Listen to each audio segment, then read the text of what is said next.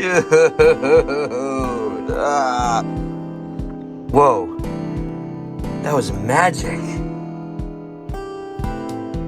Say that again.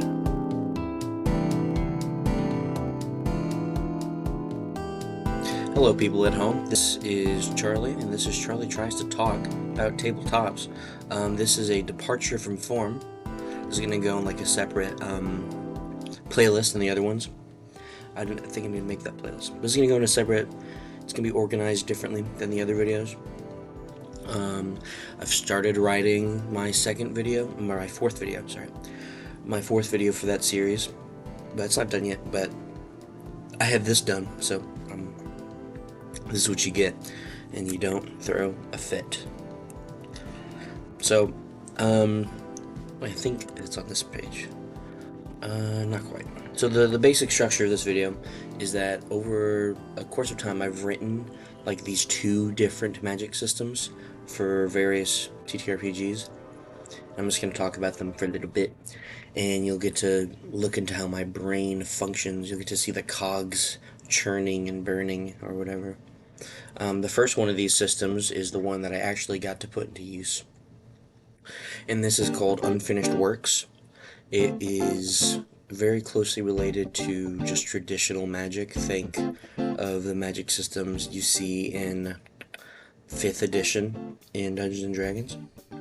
But I really wanted to play with the idea of new spells being made all the time, and there being regulations for them. That's the whole point of an unfinished work, is that it's a spell that is like dangerous in some core way because it's not done being made. And then here is an excerpt that my players had access to when they were like making their characters and stuff, a little droplet of lore, so I'll read that for you here in a second. An unfinished work is a spell still in the process of development. This term was established after the arcane collapse, a way to call a spell dangerous or unstable. Now you may be asking yourself, Charlie, you made that up. Yes, I did make that up. Next slide. So, I'm going to talk about 3 of the unfinished works that were like active in the story to some degree. It took me a while to get down to these 3 because I ended up writing 37 over the entire course. Not all of them got equal amounts of screen time, of course, but some of them didn't show up at all. But I did write a lot, and there are a lot of interesting ones. I stuck to unfinished works that I had, meaning like non-player characters. There are many interesting player character unfinished works, but I didn't choose them. I feel like maybe I could save that for another time or something to that extent. The very first one is unique in a way because it has 2 names here, because it started as one concept that then broadened, and like the power became more general and more applicable to different things as the user got better at it. Now, an important concept behind Ace Strike is that the system we were playing is Pathfinder, and Pathfinder has a 3 action kind of economy, meaning you get to do 3 things basically every turn. So that is what is normal, and then we stray away from that. So the Ace Strike user is this big melee combatant, and he only gets 1 action per turn, which is worse than 3 actions per turn. However, the benefit he gains from this downside is that whenever he makes and lands a successful attack and deals damage, he gains another action, which can then be used to make another attack and do a little bit of a chain there, or it could be used to pivot and maybe take a movement action and back away and kind of like do a little bit of a fly and by type of strategy, whatever is most applicable at the time. Now this character I think is the unfinished work user, which is the term I used. It's pretty self-explanatory. Got the most fighting in. He was the character was kind of motivated by his love for fighting before receiving the ability, he was like a ring fighter, an entertainment fighter. Then he started working for the bad guys, which gave him magic powers and stuff, but now he has to do real fighting. Um, and he was one of the first unfinished work users the party fought. And because of that, they fought, I believe, 3 separate times, and he got more experience with his unfinished work because I wanted to kind of mirror the players, and I wanted them to get more creative with their unfinished work, so I was kind of like showing them how it was done, just on my side, and how to use their abilities in strange applications to, do cool stuff. So it started with the ability being called Ace Strike, and this comes from a term in the Deadlands and I think, is it called Forgotten Realms? No, Savage Worlds. The Deadlands / Savage World system, if you roll a 6, or not a 6, if you roll the highest value, you ace and roll again. That's what it was partially inspired by. He gets to roll again, so it's an ace to strike. But that moved into a more general application where whenever he landed a hit, he was getting this surge of adrenaline, and he began to be able to manipulate the adrenaline at will to kind of give him like a burst of actions, but then his next turn has to skip him over, or to manipulate other like hormones in the body to like do spontaneous muscle growth as kind of like a defensive thing. And there were some other applications. He got brutalized by my players, but he is still technically alive, because after being killed in the 3rd battle, a necromancer type character came by later, like maybe 10 sessions down the line, and had like a zombie version of him who was weaker, but the necromancer could like heal him throughout the fight. And so that he kind of came back, but in a different way. But he's alive in a very loose application there. Alright, next one is Locke.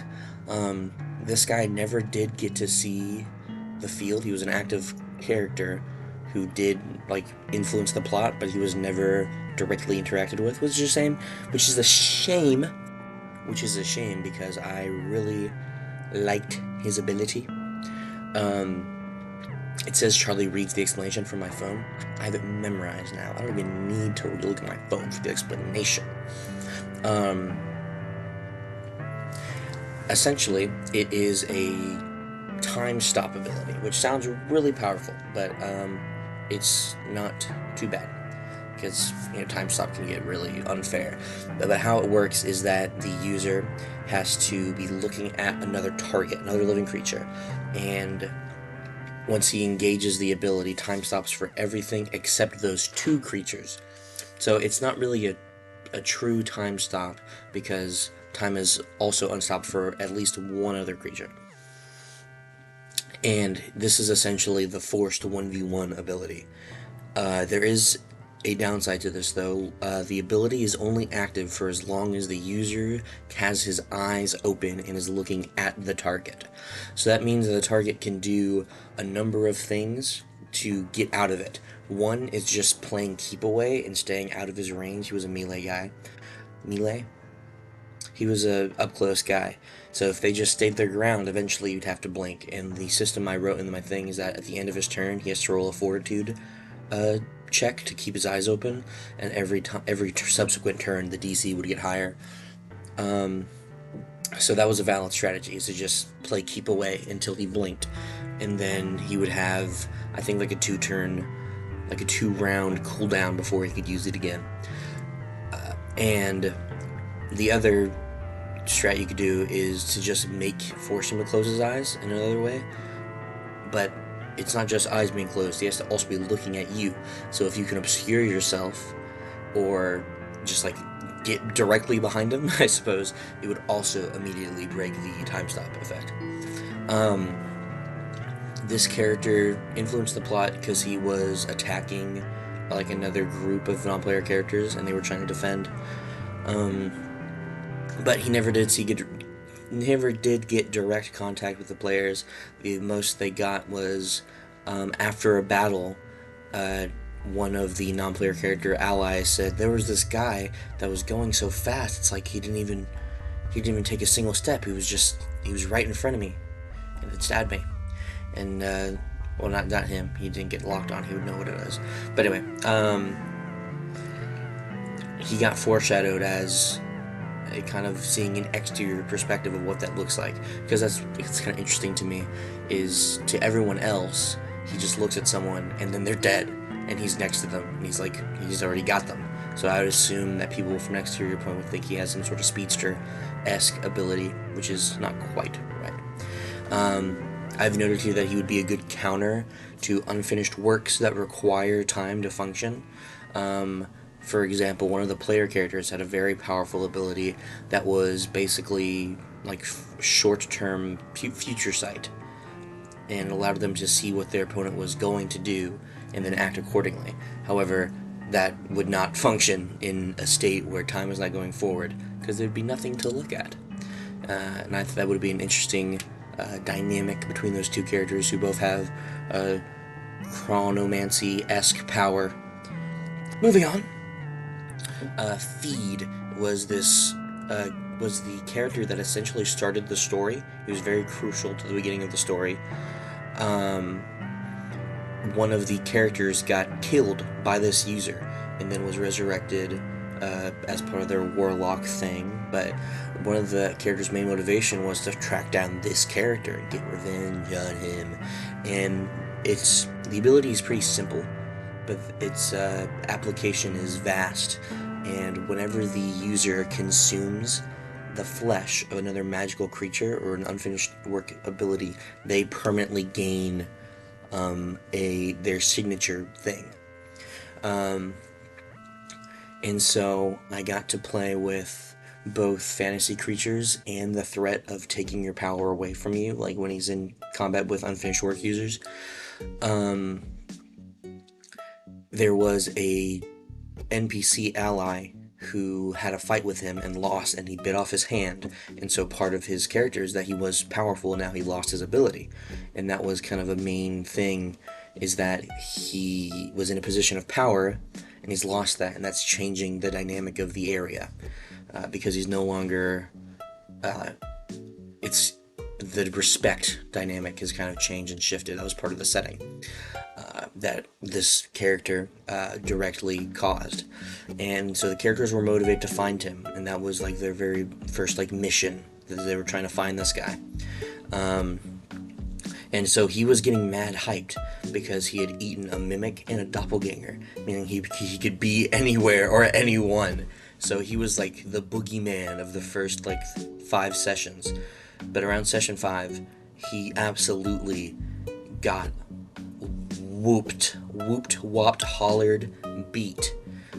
He got the jump on the players with his disguising abilities, and was in close quarters combat with the Inventor, which is a kind of versatile class, but the Inventor player was a close quarters guy as well. And they were duking it out, and the spellcasters just did not let my boy breathe. Like, as soon as one spell effect ended, another person would do another debuff on him, and he was going through it. Eventually he didn't get to use his signature ability. He didn't get to feed. He was using applications of it, but didn't get to gain a new ability. He never got the chance to get a munch on somebody. But a very interesting thing that did happen was that one of the characters had the ability to shift, kind of like a druid wild shape-esque ability that made them turn into a dragon. Not a very strong dragon, but it was balanced. I didn't write it, I promise. I'm not one of those guys. And the final blow was the dragon biting him. And so he got kind of reversified. But then later, the person, that character who ate him, drinks a potion to find the soul of a person in the astral plane. And they did this by drinking a potion with their DNA, the person that they're looking for in the astral plane, in it. And so the astral plane within it. And so they drank this potion, and it mixed with the DNA of the person they were trying to find and this antagonistic character. And so now they kind of have this angel-devil dynamic thing where they can see the person they're trying to resurrect and this bad guy. And this character is a summoner and can manifest these spirits. And so now they could manifest the dragon and become the dragon. But now they have like a Pokemon trainer-esque ability where they can manifest this other helpful NPC and this like unpredictable wild guy. So he's not quite dead. He can still... He is dead. But he's not out of the story yet, which is interesting. However, this that last development happened very late into the story, and it has yet to be progressed on any further. But nonetheless, I found it very interesting. Moving on away from unfinished works, it's over. You made it through. This part is called scription. Now, the main thing is that this has not been played in. This has not been tested out, and so I feel like some of these concepts might be a little bit more rugged and a little bit more general and a little bit worse because I haven't had the ability to have people operating within this system and then saying, hey, this is way too good, it makes everything else pointless, or this is really bad, why would you ever do it? And like, you know, I haven't had the ability to fine-tune it in the way that I got the chance to with the first system. But let's give you the basics. I have another quote here that I made up. So we'll read that quote to you, and I'll give you a feeling of the world we're in, I suppose. Well, reality's got rules, but it doesn't hurt to make some light suggestions. And the monsters out there, they don't follow the rules either. Makes us natural enemies, I suppose. I also made that up. The concept of this world is a similar world to that of which we have now. It's a modern world, maybe not like exactly Earth, because it gives me more room to make something cooler if I'm not bound by reality that strictly. But the idea is that the fables of like monsters and creatures didn't come from typical means like they did in our world, but that the monsters and creatures have always been out there, but they are invisible. Inspired by the Spiderwick Chronicles, where the whole idea is that magic is actually everywhere, and you just can't see it. And I think that's fun, except they're evil, and they're trying to eat you sometimes. That's the concept of this world, and there's basically a language. I think this is on the next slide. On the side? Yeah, it's right here. Okay, the rest of the video is me talking about the basics of scription, and then we're going to talk about the rules, and then narrow down into cool archetypes. Excuse me. Next slide. The fundamental idea is that the universe has a language that can be written in, that modifies reality, and this is magic. That's like the reasonable, logical way of saying that's magic. That's what it is in this world. Specific symbols represent specific concepts. An example of this, did I write down like notes or something? I think I could have sworn I did, but let me just... Okay, yeah. An example of this is there is a acceleration symbol, and when that's engraved into a phrase, which is the entire spell, there's symbols, and then all the symbols together is the phrase. It multiplies the force that goes into something, essentially. Like if I threw a tennis ball at 5 miles an hour, it would go 10 miles an hour instead, because it has the accelerate symbol engraved into it. And the phrases have structures. There are core symbols that represent more broad things, and that's the generic operation of the spell. And then there's further symbols that modify it and add on to it, or like hone in on one specific thing that's doing. It becomes less broad, or it gets just changed in some way. So there are some rules here that the in-game characters would know if they practice scription, and that kind of gets you in the headspace of how this works. They're called principles, and the first principle is the principle of rigidity, and that is reality resists all change, and greater deviation from what is already existing requires a greater input. So to do something more magical, you need more magic. That's pretty simple. Principle of limitation is reducing the power of one portion of a phrase will increase the power of the rest of a phrase. And we've already explained that a phrase is the full symbol thing. And there are symbols that can limit a spell. Like I have a accelerate, no, I could say manifest, like manifest, steal, accelerate. So it creates steal, and then it gets the accelerate rune that you can throw it. Now, if I said delay, manifest, steal, accelerate, the spell would happen after a full minute has passed instead, but the acceleration would be stronger, if that makes sense. The more you willingly weaken yourself, the stronger effect you get. So it's like tuning down one gauge increases another. If there was like a pressure level on a spell, if that makes sense. And then there's the principle of medium. So the first principle basically tells you that it needs greater input, and these other ones are basically telling you how you get more magical input. And so the principle of medium is the more stable the surface inscribed, the more potent the phrase. Now, inscription doesn't take, it's not like waving a magic wand in the air. It is physically scribing these symbols onto physical mediums. And that's why I have a physical mana system, is that there's no mana. You can just keep on throwing out spells as long as you have a medium on which to scribe on. And so there are mediums that are stronger than others, but more difficult to carry around all the time. I'm thinking maybe there can be like a fantasy metal or fantasy material medium that is like the most rare but is very powerful. But right now the core concept is there is like paper, in which you can have tons of, but has the lowest magical input. And then there's a leather, which is kind of a balanced, which is relatively light, but still sturdy. And then there's metal, and that is the sturdiest but the most difficult to carry on you in mass. And then lastly is the principle of monstrous nature. Now this is some shenanigans. This doesn't make any sense, like physically or scientifically. Don't think about that. So certain entities in this world have a quantumized atomic structure. Just pretend that makes sense.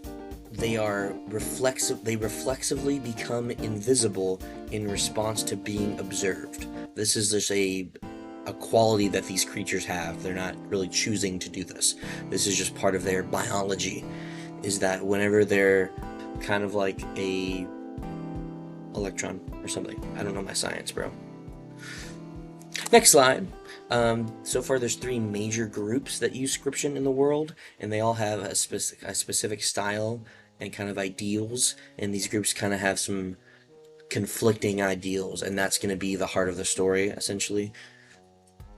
Moving on. Oh, I didn't say the thing. The 3 kind of placeholder names, I think, might change these around a little bit, but for the purposes of this video, this is what you need to know. There are scribes, acolytes, and keepers. Moving on. The order of scribes is the scribe group, and these are the ones that have been around since early humanity. You know, when these fairy tales were written, these fables, that they were operating back all the way back then. They are the oldest and the proper scribes. They primarily utilize on-site scription, meaning they have their mediums on them with like a pencil or a quill or something else, that's something to write with. Sometimes it's a knife if you're using leather, and they're writing their phrases in battle.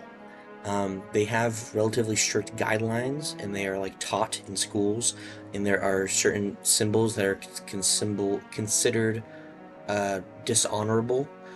For example, if you were to use like sustain heartbeat on an enemy to prevent them from dying so that they could experience more pain, that would be weird and inhonorable, and the Order of Scribes would not mess with you. The primary goal of the Order of Scribes is to just kill monsters. They want to keep their population low, especially in human populated areas, and specifically they want to hide monsters from the public through any particular means. They don't really have a strict line of what is wrong if it means that they can continue to hide monsters from the public. And then we have a little quote about them at the end of each group, so I'm just going to read that to you now. See, they've got rules for a reason. Real scribes trace their symbols fresh, in the moment. That's when it matters. That's a hint of their ideology.